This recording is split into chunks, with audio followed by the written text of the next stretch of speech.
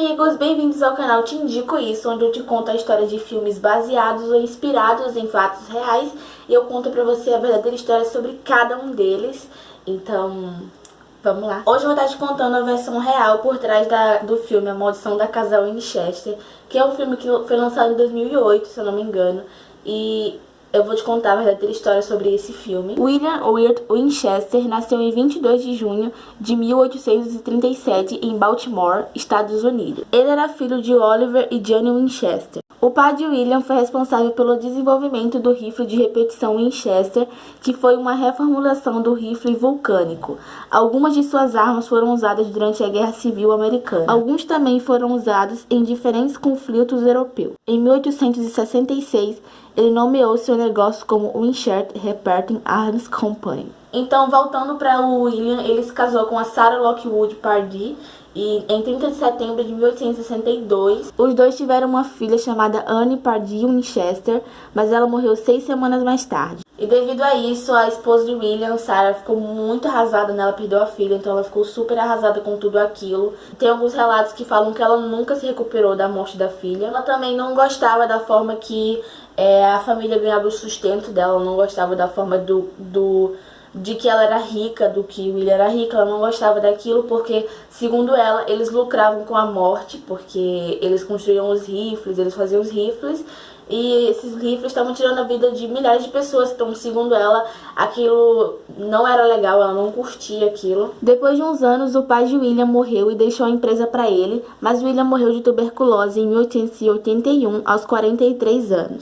Depois da morte de William, a Sarah herdou praticamente tudo. Ela ficou uma das mulheres mais ricas dos Estados Unidos naquela época, mas ela ficou extremamente perturbada porque ela tinha perdido a filha, o sogro e o marido em um curto período de tempo, então ela ficou super perturbada com aquilo tudo. Ela procurou um conselho de um médium, que algumas pessoas falam que era o famoso médium de Boston, Adam Combs, mas isso não é comprovado. Durante uma sessão com o médium, Sarah foi informada de que, devido às muitas pessoas que haviam sido mortas pelo rifle Winchester, ela foi amaldiçoada pela fortuna. O médium também instruiu Sarah que os espíritos raivosos exigiam que ela se mudasse para a Califórnia e construísse uma casa para eles. Em 1884, ela se mudou para a Califórnia e ela comprou uma fazenda inacabada. Ela comprou e começou sua construção. Sarah contratou muitos funcionários para construir a casa, e eles trabalhavam 24 horas por dia, não tinha descanso, não tinha pausa e não teve projeto de como a casa ia ser feita. Então ela apenas construía um cômodo e muitas coisas estranhas. A casa foi construída completamente de forma aleatória. Os quartos têm janelas com vistas para o outro quarto.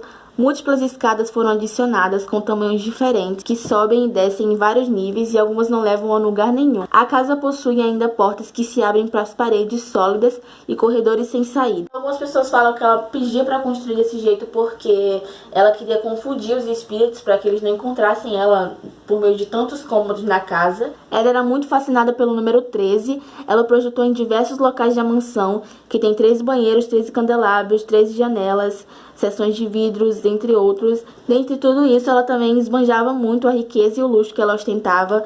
Então, tinha muito luxo na casa toda. Na virada do século, a mansão chegou a ter 7 andares, 161 quartos, 47 lareiras, 10 mil vitrais, 2 porões, 3 elevadores e 600 portas. Ao todo, levava cerca de 4 horas para visitá-la por inteiro. Em 1904, um terremoto atingiu a região e a casa teve suas perdas. De 7 andares foi para 4, então agora só tem 4 andares. A mansão levou 38 anos para ser finalizada, mas se a Sarah ainda estivesse viva, ela ainda estaria em andamento. Então a construção só parou de ser projetada quando a Sarah morreu, em 1922. Sarah morreu aos 85 anos de insuficiência cardíaca enquanto dormia. Então, depois que a Sarah morreu, todas as suas posses foram para a sobrinha Marion. A sobrinha, no entanto, pegou o que ela queria e ela vendeu o resto num leilão privado. A mansão foi vendida em um leilão para um investidor local por 135 mil dólares. Em fevereiro de 1923, 5 meses após a morte de Winchester, a casa foi aberta ao público. Hoje, a mansão Winchester está protegida pelo Registro Nacional de Lugares Históricos e recebe centenas de turistas todos os anos, que agendam tours para conhecer os detalhes de um dos endereços mais mal assombrados dos Estados Unidos. Os passeios pela casa variam de 20 a 50 dólares, por volta de R$ 64 a 160.